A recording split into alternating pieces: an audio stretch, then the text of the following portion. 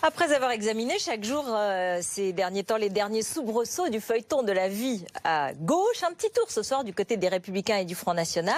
Merci David Rachlin de nous avoir rejoints. Bonsoir. Vous êtes sénateur maire Front National de Fréjus dans le Var et vous êtes directeur de la campagne de Marine Le Pen. Bonsoir Geoffroy Didier, vice-président Les Républicains de la région Île-de-France. Maurice Safran, éditorialiste à Challenge. Jeanne Rosenchère, directrice déléguée de la rédaction de l'Express. Avec vous, on va écouter d'abord Bernard Cazeneuve, parce que Bernard Cazeneuve, le nouveau Premier ministre, fait sa déclaration de politique générale. On l'a entendu tout à l'heure, rassemblement, unité, respect, mais aussi, et notamment sur la situation à Alep, une offensive très claire. Ces atrocités qui peuvent être constitutives de crimes de guerre, voire de crimes contre l'humanité, sont accomplies avec un cynisme et avec une cruauté inouïe. Jamais nous n'accepterons, au nom d'un prétendu réalisme, de nous allier aujourd'hui avec les responsables du martyre d'Alep. Et au nom du gouvernement de la France, et j'en suis sûr, en votre nom à tous, je dénonce l'horreur de ces massacres et j'affirme que ceux qui les ont perpétrés auront à en rendre compte devant la communauté internationale. Voilà, ça c'est clair, c'est une façon de dire à François Fillon, à Marine Le Pen, qui se déclarent pour des relations meilleures, pour le moins, avec Vladimir Poutine, que du côté du gouvernement, ce n'est pas le choix qui est fait. David Rachlin. Ouais, évidemment qu'il faut dénoncer les horreurs de la guerre, c'est évident. Manifestement, nous y avons en partie contribué, du reste en alimentant, y compris en armes d'ailleurs, sur le terrain, un certain nombre de gens, et en particulier des rebelles ou ceux qui sont, de fait, des djihadistes. Ça, c'est la réalité. Et ce que je constate surtout, et c'est beaucoup plus inquiétant, c'est que le gouvernement français est aujourd'hui très isolé sur la scène politique internationale, et que nous sommes complètement spectateurs, sans pouvoir agir, isolés par rapport aux Russes, isolés par rapport au reste du monde manifestement, et c'est très inquiétant. C'est plutôt une forme de privilège que réclame Bernard Cazeneuve, d'être isolé par rapport aux Russes qui bombardent Alep. Oui, enfin, M. Cazeneuve ne donne pas non plus de solution. Je crois que c'est en dialoguant avec les partenaires, et notamment la Russie, que nous pourrons peut-être contribuer à résoudre ce problème. Mais on parle beaucoup d'Alep, et chacun dénonce les horreurs d'Alep, mais on ne parle que très peu de Palmyre, qui vient d'être repris par Daesh. Donc nous avons un ennemi numéro un, qui est Daesh, qui est l'État islamique, qui est celui qui est à l'origine d'attentats en France, sur notre territoire. Est-ce que tout cela signifie qu'il ne faut pas dialoguer avec la Russie? Je pense qu'il faut dialoguer avec tous les partenaires. On peut être allié tout en étant très ferme. Oui, pour le moment, on ne dialogue pas avec la Russie. Poutine fait à peu près ce qu'il veut, comme il veut. Il a menti aux Occidentaux. Tout le monde sait, tout le monde voit, tout le monde peut lire qu'il a menti tous les jours depuis des mois et des mois. Ce n'est pas un dialogue, ça.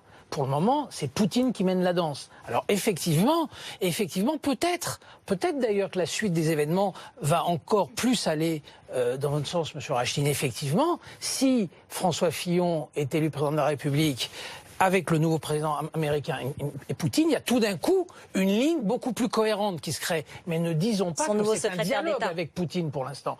Pour l'instant, Poutine fait absolument... Non, il y en a. C'est un faux dialogue. Poutine fait absolument ce qu'il veut, comme il l'entend. Anne Rosenchère. C'est terrible de parler de ces sujets-là parce qu'il y a bien sûr l'émotion. Le témoignage était très bouleversant.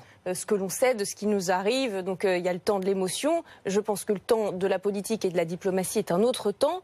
Le problème, c'est que pour l'instant, on ne voit pas très bien quel est le bilan de ce quinquennat en la matière. Au tout début, François Hollande voulait bombarder Bachar el-Assad. Sauf que ce qu'on sait, c'est que bien sûr que c'est un boucher, mais si on l'avait fait à ce moment-là, ça aurait peut-être ouvert un boulevard à une autre horreur, qui est l'horreur du djihadisme. Donc la diplomatie et la géopolitique, c'est quelque chose qui est déconnecté de l'émotion, même si quand on voit ça, on se dit qu'il y a forcément quelque chose qui a raté dans notre géopolitique. Encore une phrase de Bernard Cazeneuve tout à l'heure, et toujours en direction de François Fillon. Et là, c'est sur le programme social, et qui est évidemment au cœur un peu des discussions aujourd'hui. Allons voir du côté de la droite, puisque à l'intérieur même du staff de François Fillon, on entend des sons discordants. Proposer de supprimer des centaines de milliers de postes de fonctionnaires en quelques mois, c'est remettre tout simplement en cause la capacité de l'État à assumer ses missions les plus élémentaires. Comment en effet assurer la sécurité des Français avec moins de policiers et moins de gendarmes? Comment soigner avec moins de personnel hospitalier? Comment garantir l'égalité des chances avec moins d'enseignants? On peut réformer sans abîmer et on peut moderniser sans détruire. On peut réformer sans abîmer. Apparemment, par exemple, sur la sécurité sociale, les inquiétudes se font très claires. Et M. Cazeneuve se fait le relais de caricatures, de fantasmes et de mensonges qui ont eu lieu depuis l'élection de François Fillon. Y compris au sein même du camp de François Fillon, ces caricatures et ces fantasmes. Il peut y avoir des incompréhensions. Lisez la tribune de François Fillon dans le Figaro. Je pense que les choses sont très claires. Quel est le diagnostic ? Le diagnostic, il est simple. Le trou de la Sécu, Hôtel Krief, 160 milliards d'euros. Il y a des Français qui attendent des heures pour les urgences. Il y a des Français qui attendent des mois avant de voir un spécialiste. Il y a des médecins libéraux. Ça, on le sait. Qui croulent. Non, il faut rappeler ça, on le les sait. choses. On le sait. Il y a des médecins libéraux qui croulent sous la paperasse. Donc le système de santé est en danger. Il y a tous ceux qui proposent de ne rien faire. François Fillon propose de réformer le système de santé. Oui. Ça veut dire quoi? Attendez, je m'explique. Ça veut dire quoi? Ça veut dire que les choses sont très claires, il y aura de la solidarité, que les choses soient claires. On ne fait plus la distinction entre petit il n'y aura pas de grand privatisation de la sécurité sociale. Et François Fillon a écrit noir sur blanc et a rappelé le principe d'universalité de l'assurance maladie obligatoire. En revanche, je vous le dis, la santé a un coût et donc il est normal, par exemple, qu'il y ait une agence de contrôle, de régulation, qui puisse contrôler le coût. La santé a un coût. Vous êtes devenu bien solidarité, Didier, oui, mais responsabilité aussi. Et les Français sont tout à fait prêts à entendre ce message. Non, mais juste, Ruth, vous pourrez lire la tribune, en effet, de François Fillon dans le Figaro. Vous ne pourrez plus lire son programme sur la santé parce qu'il a été retiré. Dans la page 11 du PDF consacré à la santé, il était écrit qu'il fallait redéfinir les politiques de l'assurance publique et de l'assurance privée en focalisant l'assurance publique universelle sur les affectations graves ou de longue durée et en laissant le reste à l'assurance privée. Ça, c'est plus écrit. Ça n'est plus écrit puisque ça n'est plus disponible, ça a été retiré. Peut-être heureusement, on va dire, parce que je pense que c'était quand même très problématique dans le programme de François Fillon sur le fond. Mais ça dit tout de l'équation impossible, enfin impossible, c'est exagéré, mais difficile dans laquelle il est. C'est-à-dire qu'à la fois, il a été élu par des gens qui voyaient en Alain Juppé une promesse d'immobilisme, de quelque chose de mou, qui changerait pas. En Nicolas Sarkozy, quelque chose de plus radical, mais qui tenait pas ses promesses. Ils ont fait crédit à François Fillon d'avoir un programme radical qu'il allait tenir. Et aujourd'hui, il doit rassembler quand même plus large que son camp, et donc il devient un peu le capitaine de rétro-pédalo, pour reprendre la formule de Jean-Luc Mélenchon. Il est en première ligne. Il est en première ligne et il est ciblé, notamment par le Front National, sur ces questions sociales. Oui, mais là, il y a deux solutions, en fait. La première, c'est qu'il ait menti à ses électeurs, à ceux qui ont voté pour lui à la primaire, et à ce moment-là, effectivement, c'est une première reculade. Ça montre que ce sera un mandat, s'il était élu, un mandat d'immobilisme le plus total. Et il y a la deuxième solution, qui à mon sens est plus grave, c'est qu'il ait menti à l'intégralité des Français dans le cadre de son projet et qu'il fasse ce qu'il a annoncé dans le projet qu'on ne peut plus lire d'ailleurs manifestement dans le cadre de son programme. Mais il n'y a rien dans la tribune du Figaro. Il ne dit pas qu'il ne déremboursera pas les médicaments. Il ne dit pas que ce sera la fin de remboursement. Il ne dit pas que ce sera la fin de la sécurité sociale et qu'il transférera des pans entiers de la sécurité sociale aux mutuelles et aux privés. Et ça, c'est très inquiétant. L'intégralité d'ailleurs. Franchement, l'intégralité de ses proches, y compris de sa conseillère santé, l'a annoncé et dit de manière extrêmement claire. Alors on peut être partisan de cela, et c'est votre droit, en tout cas c'est le droit de monsieur Fillon, mais permettez-nous de défendre notre système de sécurité sociale, et avant de demander des sacrifices supplémentaires aux Français, peut-être avons-nous des dépenses à éliminer qui ne sont pas de cette nature. On y reviendra parce que ça c'est un peu la ligne Philippot. Oui, la ligne. Mais une seconde, mais François Fillon, il est en train de découvrir, non, il le savait d'ailleurs, il est en train de découvrir que la campagne pour la primaire, ce n'est pas la campagne pour la présidentielle. Là, tout d'un coup, il est tombé, comme vous et moi, sur le sondage du Figaro de la semaine dernière, où 80% des Français sont hostiles aux mesures qu'il propose en matière de santé et de sécurité sociale. C'est-à-dire que son propre l'électorat de droite, parce qu'il n'est plus aujourd'hui à la tête des 30 ou des 75% qu'il a fait au second tour de la primaire. Aujourd'hui, son problème, c'est de faire 51%. Des Français. Et évidemment, il est en train de découvrir que cette radicalité-là, parce que c'est extrêmement radical, on peut être pour, on peut être contre, mais c'est radical, cette radicalité-là, comme d'habitude, à l'approche de l'élection, les programmes libéraux n'ont jamais fonctionné à la veille d'une élection présidentielle. On peut pas le présidentielle. déplorer parce que parfois il y a des on peut le solutions déplorer, libérales mais qui je peuvent dis pas être le contraire. intéressantes, hein. Je dis pas le contraire. Je dis que le sondage est très clair. 80% des Français sont hostiles à ces mesures. Ce qui intéresse les Français, c'est pas de savoir si d'abord il y a la primaire et ensuite il y a l'élection présidentielle, c'est s'ils seront remboursés ou pas. Si leur système de santé sera protégé ou pas. Si on va protéger moins ou on va protéger mieux. Il y a M. Rachline du Front National qui vous propose le statu quo. C'est-à-dire que le trou de la Sécu restera à au moins 160 milliards d'euros. Les médecins libéraux crouleront encore sous la paperasse. Il faut qu'ils le sachent. Déjà l'aide médicale d'État, par exemple. Mais ça, je suis totalement favorable et François Fillon y est totalement favorable. Oui, mais il aurait dû le faire quand il était Premier ministre. On peut parler du passé. Ce qui m'intéresse, ce sont les projets d'avenir. Et à mon avis, les téléspectateurs, ils attendent de voir concrètement comment ils vont être protégés durablement. Est-ce qu'il n'y a pas d'abus ? Est-ce qu'il n'y a pas de triche? Oui ou non? Bien sûr qu'il y a des abus. Bien sûr qu'il faut simplifier. Bien sûr qu'il faut harmoniser les régimes. Donc, je pense que l'élection présidentielle, c'est un débat structurant où on peut se poser la question du coût de la santé, comment on améliore et comment on protège de manière plus durable. François Fillon est prêt à ce débat. Le Front National n'y est manifestement pas prêt. C'est une vraie différence. Demain, pour pouvoir se soigner, il faudra être soit très riche, soit être clandestin, en fait. C'est ce que vous êtes en train de nous expliquer. Et ça, c'est inquiétant. Mais ça n'est pas le seul sujet.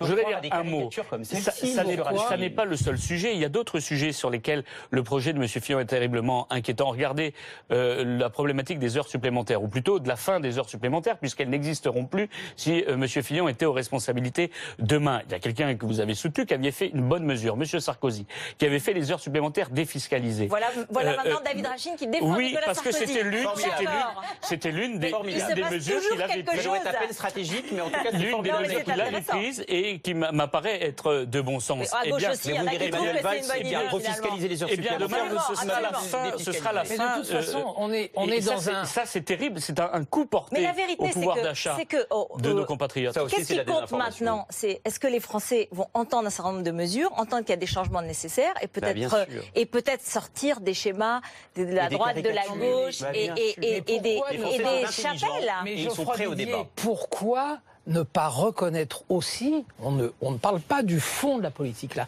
Il y a eu chez François Fillon une mauvaise communication sur cette question. Ce qu'il a dit, c'est ce que je dis, là je parle de forme. Les Français n'ont pas entendu.